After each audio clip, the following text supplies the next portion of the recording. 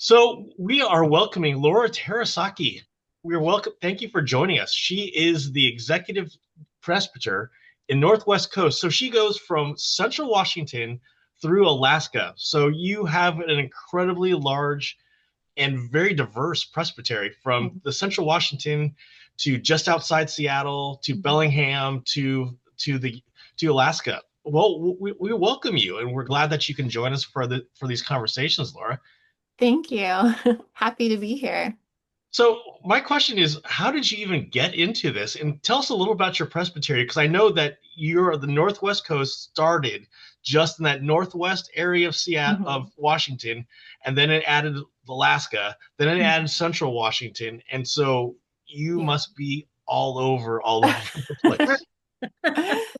Yeah, yeah. Well, it's interesting. Even when I was in seminary and kind of becoming a Presbyterian along the way, once I realized what an executive presbyter was and their job, I was far more interested in that role than being a pastor. Mm. And part of it's because I think there is a great privilege in this role where you can connect people and you're at a higher 30,000 foot level and you're trying to resource large groups. And so I love solving problems for people and bringing diverse stakeholders together. And while I loved congregational ministry too, you work with a smaller group, a particular small community. And in this role, I work with a lot of different communities. And you're right, the Northwest Coast is a fascinating presbytery. It is actually the largest geographic presbytery in the nation because it does go all the way to the coast of Washington and across the mountain range. And then I have to take a flight to Alaska, southeast, which people forget that Canada is between Alaska and Washington. And even up in Alaska, we have really a lot of native churches up there in really remote places. And so sometimes it's not just a plane, it's also a ferry or a float plane or something like that to get to them. And even travel is impeded by the weather. It can be really foggy and you have to turn around and land in a bigger city. And so it's always kind of an adventure trying to get up there and figure things out. Um, the diversity is also really unique. We were a merger of three different presbyteries, and we did that over a decade ago. And so we were kind of on the cutting edge of that and living into a new identity as one presbytery. And we are over 30% Korean American. That is our Wow. fastest growing Wow. demographic. Yeah, most of my churches are small, but we do our biggest church is a 1,300 plus member Korean American church. And then Awesome. we have 10 indigenous groups in the presbytery as well. And between the state of Alaska and Washington, we have 30% of all the native churches in the PCUSA. Wow. Yeah. So never boring and always interesting. That is fascinating Yeah. culturally. Like as you're Mhm. as you just learning like the native what customs and so forth. That must be fascinating as you're in South Alaska, Southern Alaska, and Mhm. experiencing some of that. That must be fascinating. So what have you like what are some interesting things in that Southern Alaska kind of region, Mhm. like of what you've experienced? Yeah, a lot of our native churches are pretty vibrant, even though they're small and in remote places. They're very engaged in their communities. They're well attuned to the poverty in the region as well. And so a lot of them are regularly giving out food to their community members. Very few of them have pastors, and so these churches are used to running themselves, or they might have a pastor come up for a couple of months, in the summer when travel is better. We have one commissioned pastor up there, and then our only other, what we would consider like a minister of word and sacrament, is actually from the United Methodist tradition. And so I always talk, I'm always fascinated by people who are like, we can't afford our pastor anymore. We're just going to have to close. And I'm like, actually, a pastor is lovely, but it's a privilege and a luxury. And you can be a church without a pastor. And you can be a church without a building if needed too. Those are choices. The other thing that's fascinating is a lot of them, just they're lower income churches and they fundraise to support their own ministries. So, like my congregation in Yakutat runs a very well-known like rummage sale every year inside their sanctuary, which is It's really nicely done. They take days to stage it. It's lovely and it serves the community well because the only way that community gets anything anywhere up there is by boat. You know, ferry brings up your Amazon packages or whatnot. And so they're very thrifty about reusing items and sharing with one another. So if you need something, you go to that rummage sale. And the same way with Metlakatla, another native churches, they run a very popular breakfast fundraiser where people put orders in and pick it up a couple times a year, and they use that money to pay to have their pastor come up for a couple of weeks. So they're really scrappy. Well, Laura, I am so intrigued because we hear people say, especially with Smith Council leaders, right? You don't need a building to be a church. And Hmm. I think but I think this is the first time I heard someone said, you don't need a pastor to be a church. So Hmm. can you kind of help me understand then what's your approach? What's your encouragement to those small congregations without pastors, and how do they do their worship? Not saying they can't worship without a pastor, right? But so like maybe that, as an institution, we Yeah. have like different things, different guidelines about how do you put together worship. And so I'm just fascinated. And can you just help us understand that a little bit more? Yeah, they still follow generally the standard liturgy for Presbyterian worship, but they take turns preparing the message. A lot of the elders preach, and if they're lucky, pastors have taken some time to give them some resources or refer them some books or some studies. And so they do that, 80% of the year. It is self-perpetuated.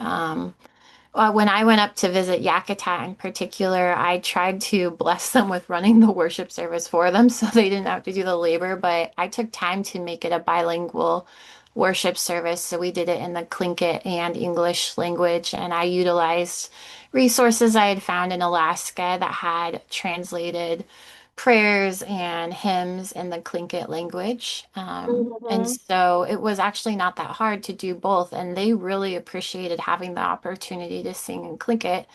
And one of the songs that they love to sing there, and also they sing this in Juneau, is the famous hymn, This Is the Day. So you kind of just have to meet them where they're at and try to honor the culture in their particular area as well. I use a lot of creator language. I use a lot of indigenous translations of scripture or That's paraphrases of beautiful. scripture. Hmm. Yeah. What this is a side note, but my American dad, and that's a long story, so let's not get into that. But my American dad actually started out his ministry in Sitka, Hmm. Alaska. And he used to share, he actually has a book out about his time there. Hmm. That was, I think, believe that's his first call. So he Hmm. was talking about how Kate, his wife, actually had to give birth. Um, by themselves. Hmm. And it was, of course, back then, right? It was just harder, even harder to commute, commute, go somewhere, and all that. Hmm. And so I totally understand how people need to be finding resources, Hmm. however and in whatever form. And so, um, and I'm trying to understand, like, relate that with a lot of our current contacts, right? Hmm. Because we do have a lot of Anglo churches that are also kind of in that realm. Either they cannot afford it, or um, yeah, or they're just, Hmm. there's not this critical mass to call a pastor. Hmm. And then not everybody can be commissioned or wants to be commissioned. And Hmm. so how do we encourage people to continue?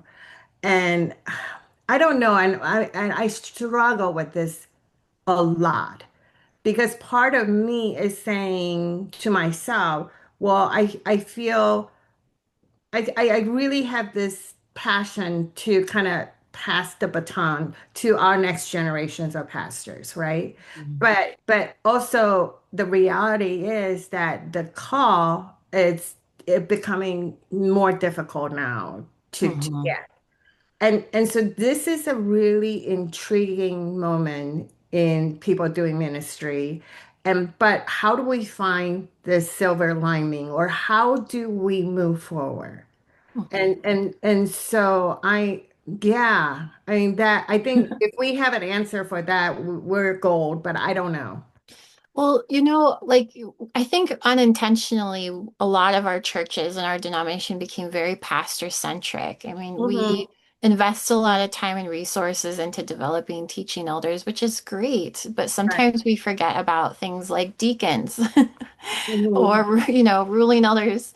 And just everyone has spiritual gifts. And so I Right. think a shift that probably needs to help happen in the culture of our organization is the spreading out of leadership, and utilizing everyone's gifts in their unique way. And not everything can fall on the pastor anymore. It has to be everyone doing their part to be a community of faith together. Because we hear increasingly around the country, not even in my presbytery in San Diego, it's like we can't afford a full-time pastor Hmm. anymore or full-time Hmm. pastor anymore. So what are we going to do?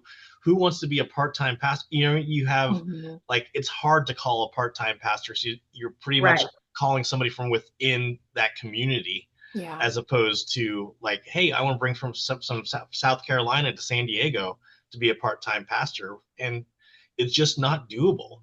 So Hmm. it's interesting the changing times of where we are both financially in the church and what we're able to do, that we have to be much more adaptable. And I think Hmm. I think your churches kind of have shown that adaptability instead of Yeah. holding on tight to what has been. And I Hmm. think that's been a key is kind of reimagining the church, not really thinking of it as reimagining, but just doing what you need to get done. Yes.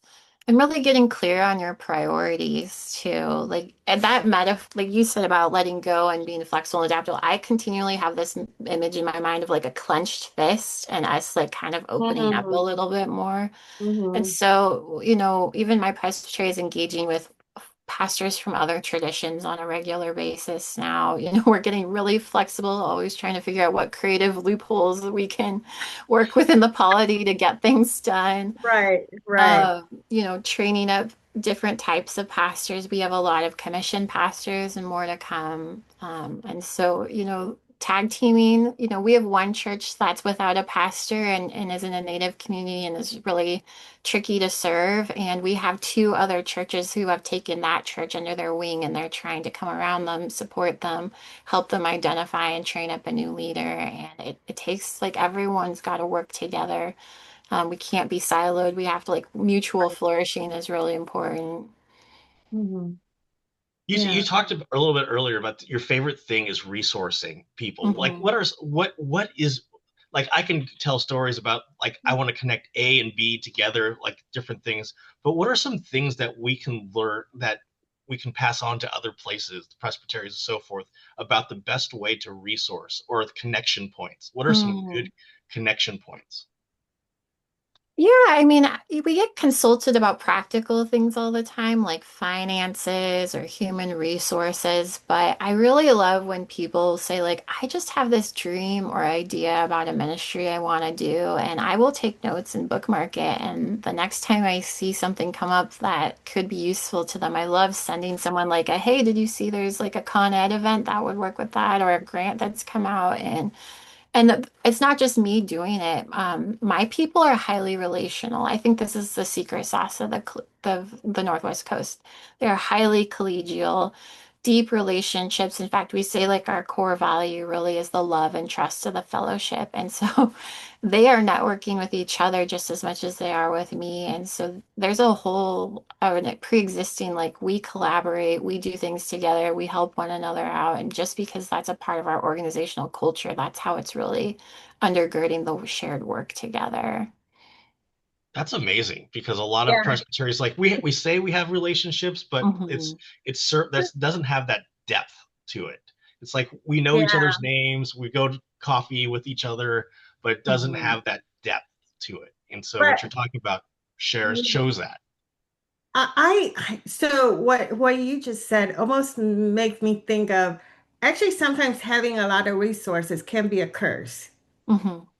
Because when you have abundance of things, you kind of think, well, then why do I need to? But when you're pushed into a corner where you have no choice but to really collaborate and try to figure out different way of doing things, um, I don't know. That seems to be actually a blessing. When Hmm. when you had to learn how to figure out a new way of doing things. Yeah. Um, that's very, Well, very interesting. constraints are often a catalyst for creativity. Like they're not fun initially. You're like, oh, I wish I Right, had more of this or more of that. But right. eventually you're like, well, I've got a problem to solve. So how are we going to do it? Right. But then so it only takes one, right? Hmm. People experience that one moment, that one event, and they're like, oh, this is doable. And so it's almost like we are looking for that one thing that can help people, inspire people for the next. And that's what we want to like share the stories of all the churches within our denomination. I believe there are tons of Hmm. abundant stories, and it's kind of like we got to start sharing that.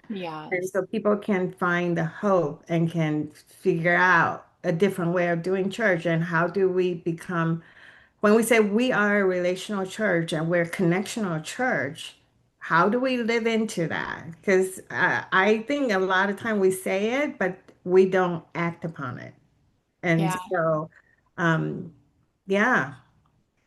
You also have to work hard to resist the culture of productivity and trying to do as much as you can in the smallest amount of time because relationships really do take time. And so, like, I do a lot of coffees, a lot of lunches. I go to churches regularly. And when I do, I just decide, like, I'm going to spend 2 hours with one person. And people would say that's not a great stewardship of time, but that investment usually pays off quite well. And so you have to be proactive and you have to set expectations that relational time is going to take priority over me responding to your email really quickly. Yeah, totally. And I that mean, takes like, setting the expectations like this is how we do business here. right. And I think the more we observe and the more we kind of experience people's story, and that there seem to be a common theme through it. It's almost like we're doing this ministry of being with, right? Mhm. I mean, the presence that you are investing time in, where people may be like, well, how productive is that? How effective is that? And Mhm. sometimes you're planting seeds and not knowing if sometimes it may take a year or two when you have that aha moment, like, oh, you look back, oh, this is what God started. And Mhm. and so yeah, I mean, being living in this culture of everything had to be so instantaneous, and it's hard to live in that countercultural way. Yeah, and people right now, I feel like there's a high level of fatigue and anxiety in the air, and that's just the weariness of the political climate. And also, I would say we're still dealing with post-pandemic trauma.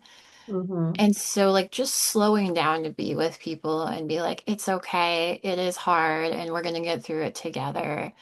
Like, people really need that support and encouragement right now because we're kind of in a marathon season. And sprint solutions aren't going to work.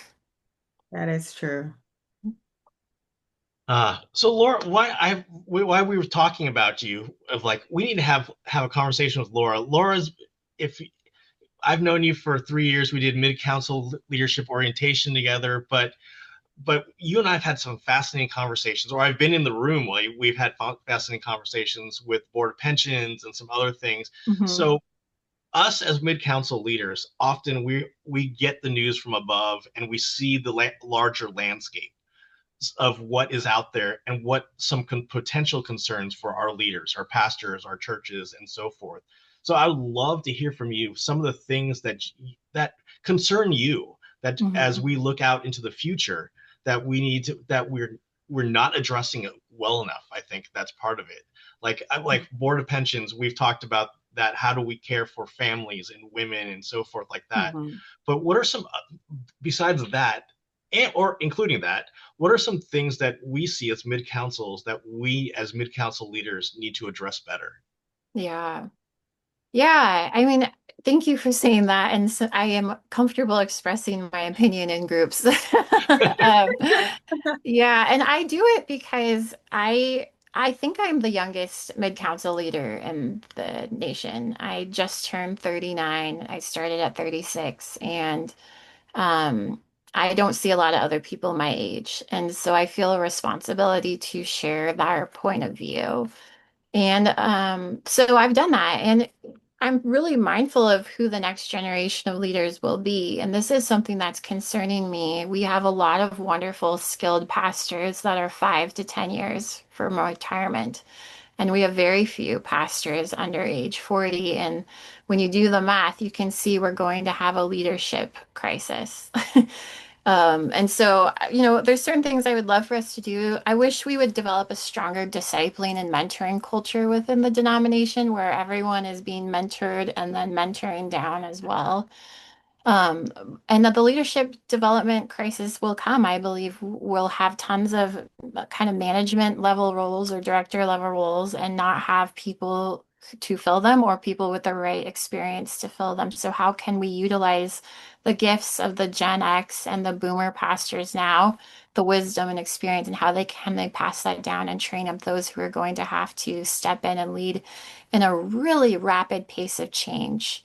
Mhm. Most of us are not prepared to adapt as rapidly as change is coming right now. And Yeah. so even building capacity to adapt rapidly is really important, and forecasting is really important. Those are skills that just we didn't need 10 years ago, even. And so the mid-council leader can kind of help provide framing for people, education, like orient them, because if you're in your own siloed world in your own congregation or you don't pay attention to national trends, you really don't know what is coming. I mean, Mhm. even artificial intelligence is rapidly changing the world and will affect us as well. So there's a lot. Those are kind of some of the things I've been paying attention to. And then I think grief management too.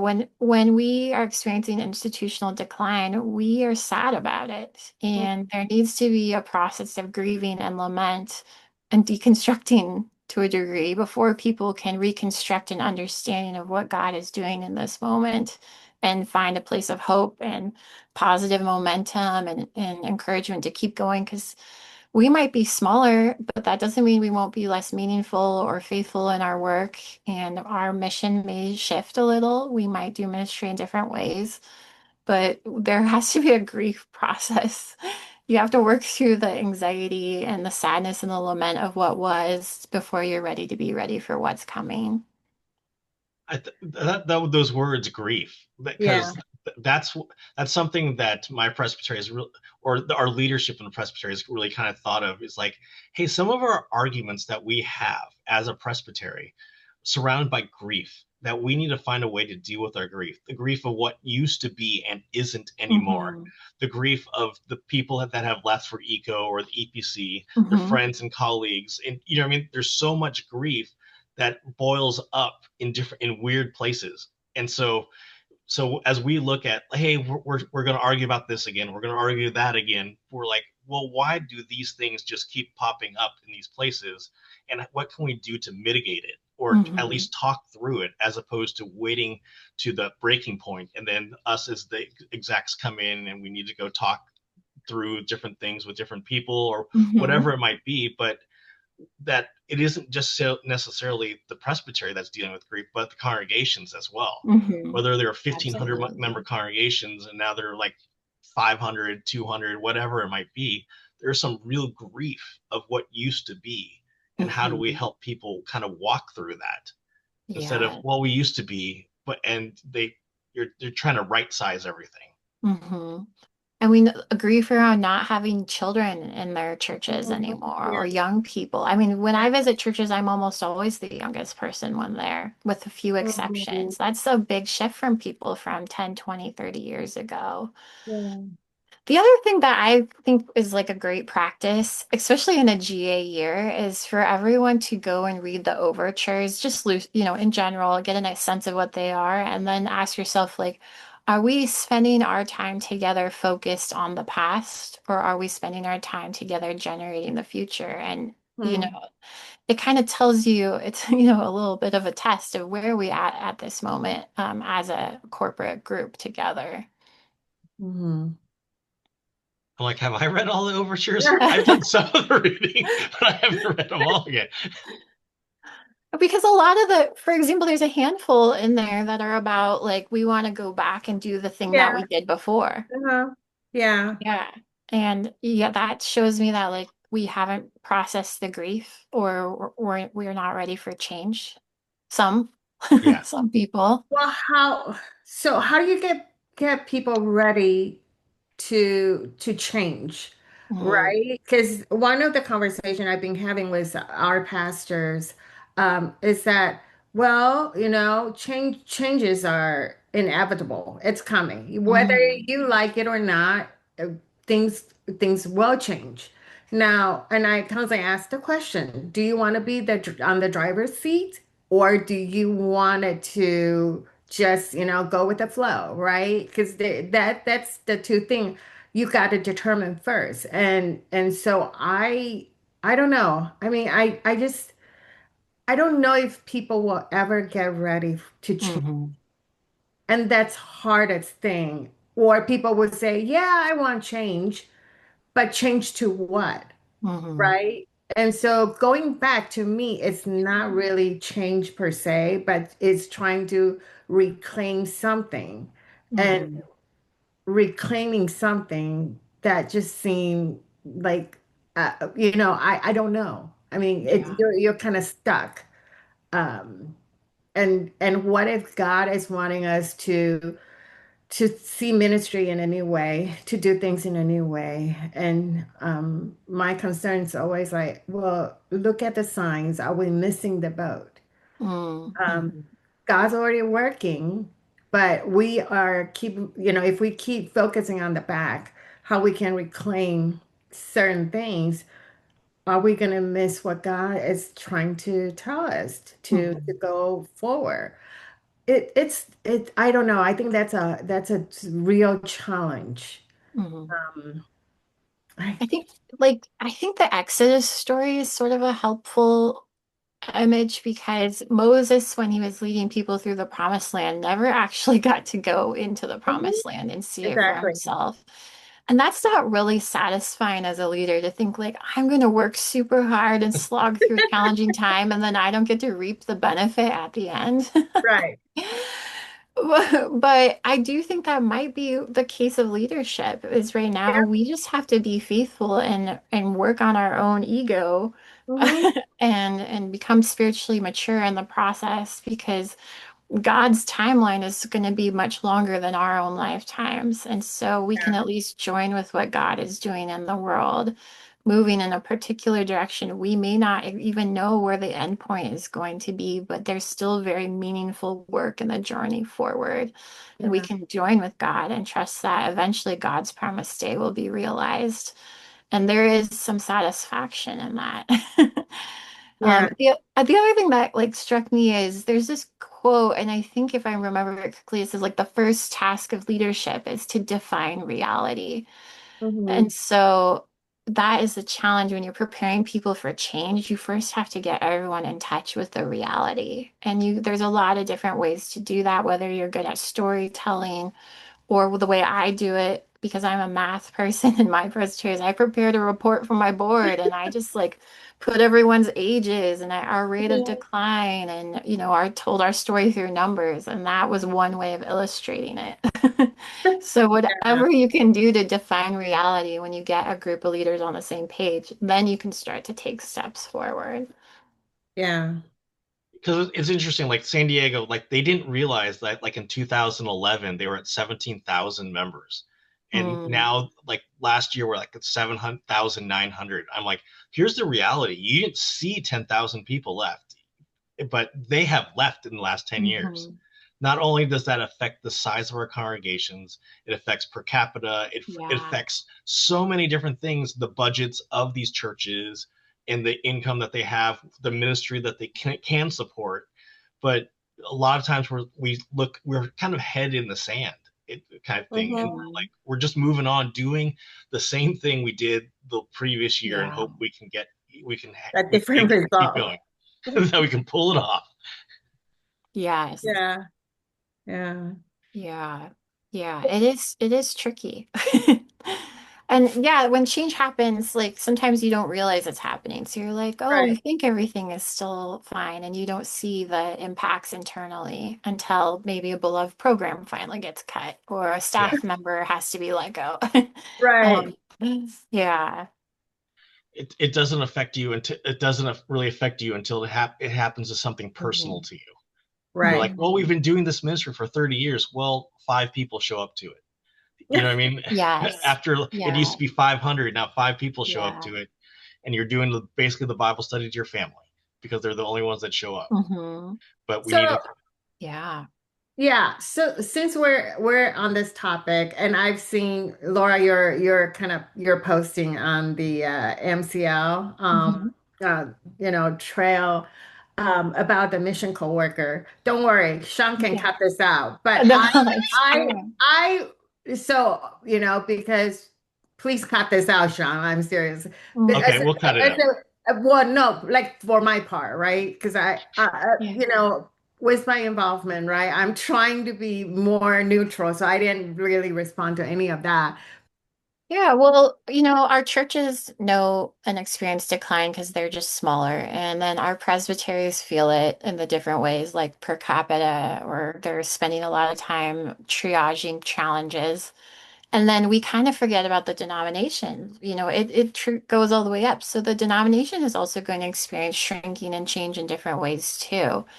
And it's hard to lead that change, but if there's less money coming all the way up, there's going to need to be massive change at the top as well. And so, for example, with the mission coworkers being laid off, I know that that was really hard for a lot of people, and many people valued their ministry, their service to the denomination. They did good work.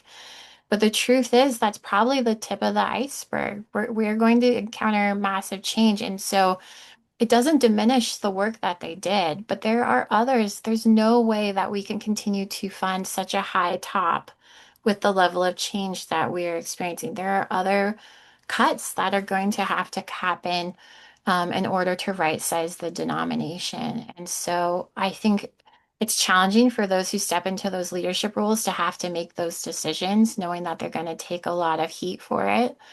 But sometimes leadership is doing the thing that no one else is brave enough to do. And that's the real hard, challenging work. And so we should say thank you. I'm sure that was really hard. Thank you for trying to do it with some amount of grace. And if in the future, as more changes come, we just ask that you continue to do it as gracefully and lovingly as you possibly can and to continue to learn. I think they were very open about learning that, well, we think we, could have communicated better. They walked away with it going, we made some mistakes along the way, and we're going to try to improve. And we need to give grace for people to learn and do better as they move forward. Otherwise, they turn over, and then new people come in and make the same mistakes over and over again. And so it's better to have leaders who are learning, gracious, and doing the hard work that needs to be done that we've been talking about doing for years. Yeah. It's sad. It is hard, but it's important. Thank you so much for putting that in perspective for me at least, because yeah, it's hard to explain, and this is where, yeah, you want a relationship, but sometimes relationship will change as well in Mhm. certain ways, right? Yeah. And I think the best thing we all can do just assume the best. I Hmm. think when things happen that we don't really understand, because I heard the words on the street is that PCOSA is doing away with mission. And I'm like, Hmm. what? Hmm. There's no way we'll ever do away with mission, right? I mean, that we exist for mission. We exist to commission with God. So how just because certain things are changing or being reshaped or reframed doesn't mean we're doing away with it completely. And I Mhm. also think I really would love for people to give it some time and really try to understand what this new thing look like.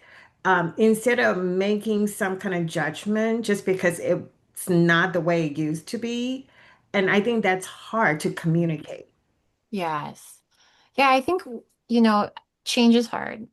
It brings up a lot of feelings, but it's in the best interest of our denomination as a whole that we work together to try and move into what we need to be in this next chapter. And we need to move quickly because we're behind.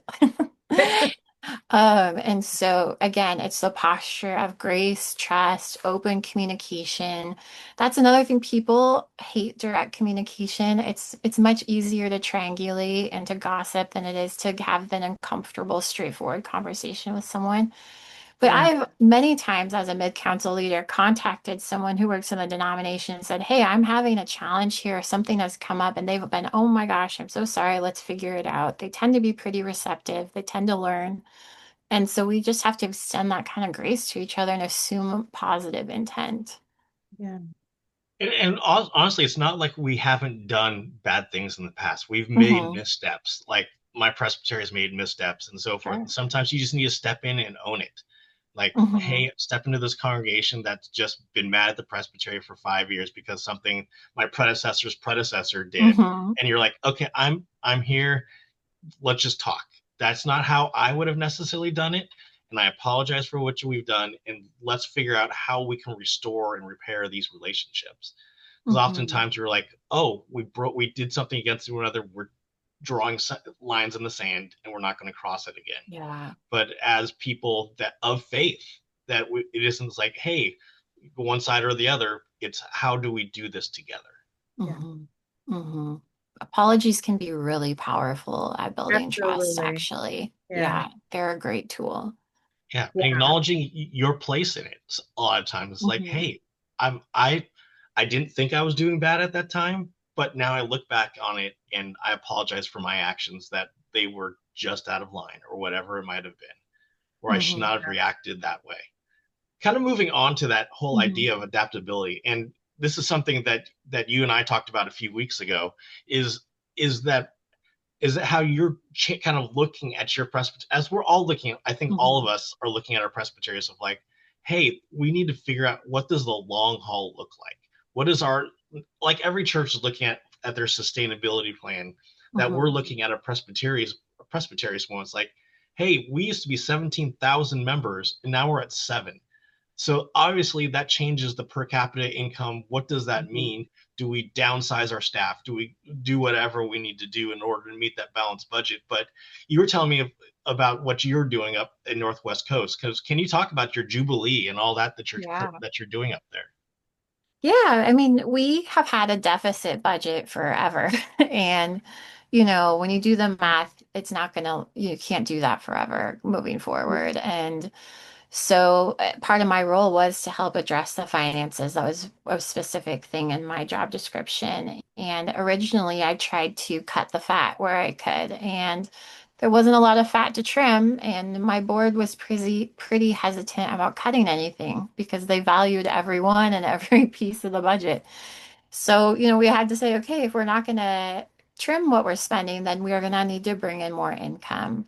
And per capita does not cover our operating expenses. It doesn't even cover my very skeleton crew of staff. And so, you have to have another source of income. And the other thing is, Northwest Coast is majority small and remote churches. So they're not going to provide us income beyond per capita. And some people will quickly say, well, just sell a building. And that's not really our goal. First of all, we want our churches to last forever, but their buildings sometimes are burdens to us. We, in a remote community, we have to pay property management and fees and do deferred maintenance, and it's actually a huge burden when it comes back to the presbytery.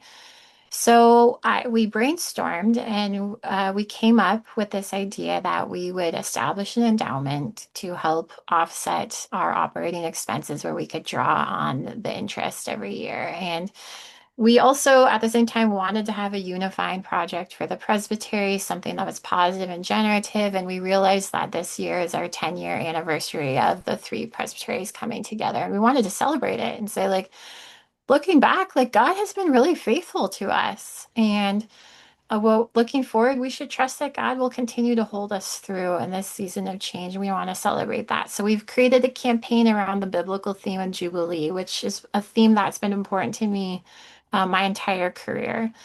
And Jubilee, parts of Jubilee are renewal and the relieving of debts and supporting one another in various ways. And so we're going to start fundraising starting for 2 years, a campaign at our next Presbytery meeting in May. Half of the proceeds that come in will go to establishing an endowment, and then a quarter will go to grants to our churches, which all we ask is that they do an act of Jubilee in the community, and however they want to define that. We've given very broad parameters so that everyone can participate.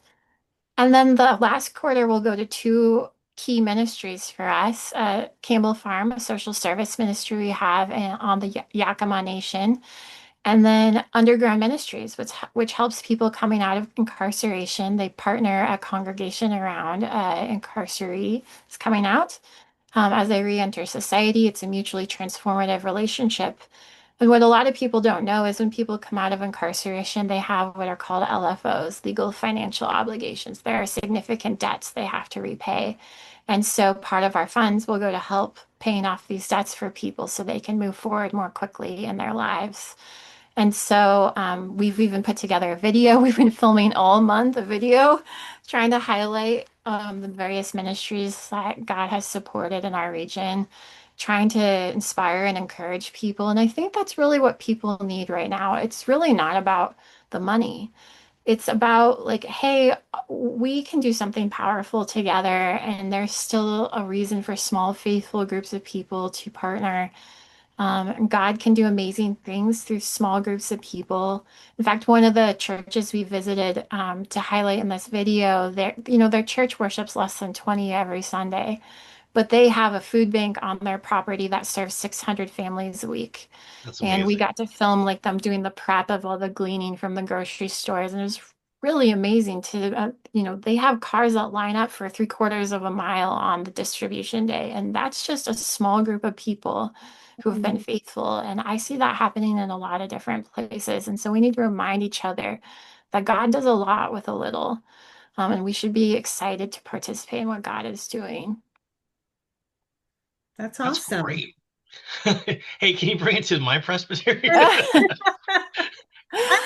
I'm interested to see more about the concept of the Jubilee, and how do you implement that for, let's say, a local congregation? What are you Mhm. encouraging them to do? Yeah. Well, Jubilee is a challenge because it challenges our assumptions about scarcity, and we have Right. to trust that God is abundant. And so I was talking with one pastor this week who said, I think we'd love to have a grant, from the Acts of Jubilee, and maybe we can help pay off medical debts for Hmm. those in our community, or maybe we can expand our food ministry. And that's really important right now as federal funding has been cut to a lot of food programs. Right. So it kind of unleashes creativity. A lot of things can fall under the auspices of Jubilee, but we want people to trust that God is abundant and step into that and be generous. That's very cool. The other thing is like no one in their life of being a church member goes, man, looking back, I just wish I had attended more committee meetings.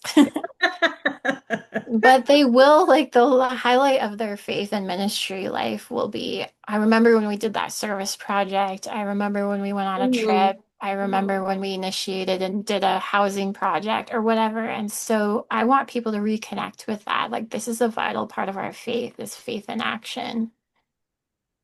That is super cool. You're inspiring, Laura. Just want to Yeah. let you know. Yeah. We'll follow you. I want to follow you guys. You are inspiring. uh, We're all trying, right? Like as far as our, I just keep thinking like, how do I do that with my presbytery? Because Mhm. I think some of our pastors have talked about it, this concept of year of jubilee, and I'm thinking like, well, so what is it that we can do to have that year of Mhm. maybe just rest, Mhm. renewal, like you said, Yeah. and then, because in my head, I was just thinking, like, well, does that mean we're not taking per capita for that year? Everybody has a break, which is great because the Presbyterian never really count on the per capita in order to Mhm. to to continue our operation anyway. But beyond that, what sort of thing do we want to do Mhm. that would be more meaningful than just saying, okay, for this year, like, I mean, am I supposed to give all the pastor, hey, you take the whole year off? I mean, how does this look like in actuality? Because I'm really intrigued about the concept. And I think, like you said, people are so tired.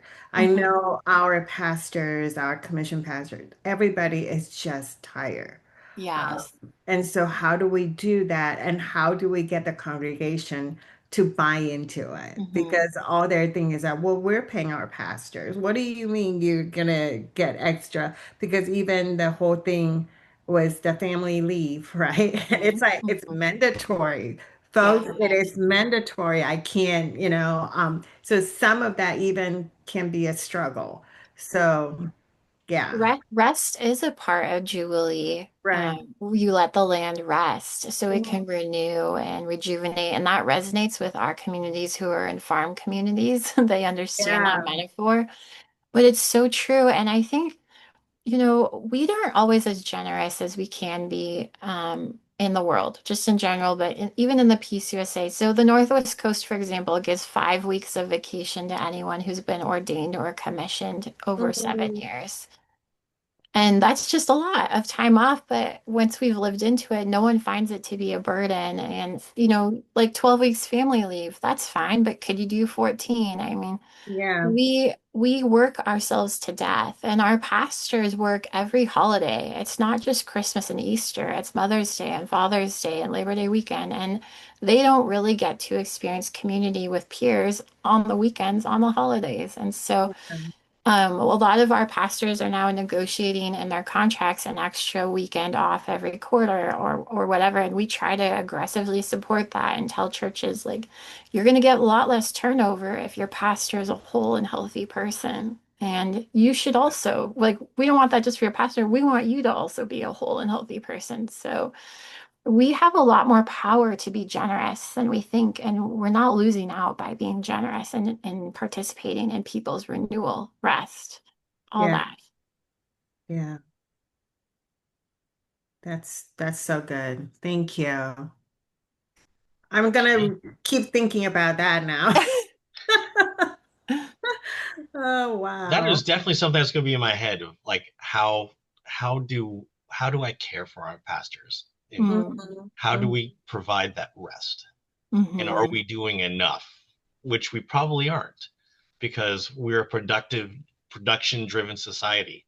Your self-worth is tied into what you produce. hmm And hmm that's what my therapist tells me all the time. Yeah. She's all, Yeah. Sean, it's not. And I'm like, hmm but I need to.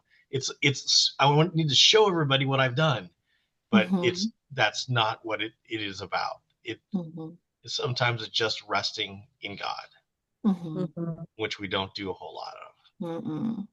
hmm And I don't know if you've experienced this, but there was a season earlier last year where I have facilitated several medical leaves for pastors for mental health reasons. And it wasn't just one, it was several all at the same time. And what that just tells me is that our culture is not well. It's a hard time in the nation. And again, we need a little bit of grace for one another to run this kind of marathon that Yeah. we are in and don't have a lot of control over. Yeah. I don't have that situation, although I remember last year more than, well, I'm fairly new here, so 2 years and a few months, but um there were, it was during the terms of call seasons, right? And I've been called by a few pastors like, hey, I'm dealing with session. They don't quite understand. Can you come in? And so I do feel like we that is a very rewarding experience to kind Hmm. of serve alongside our pastors Yeah. because they're not asking for extra, right? They're just like they're being paid like bare minimum. Like Hmm. a lot of our pastors, because we're a smaller presbytery, they're just like some of them weren't even being paid as like the state's, minimum salary. And so it's like when you have to go into a session and make them aware, hey, really, this is not a whole lot. And so how do you encourage people to be generous?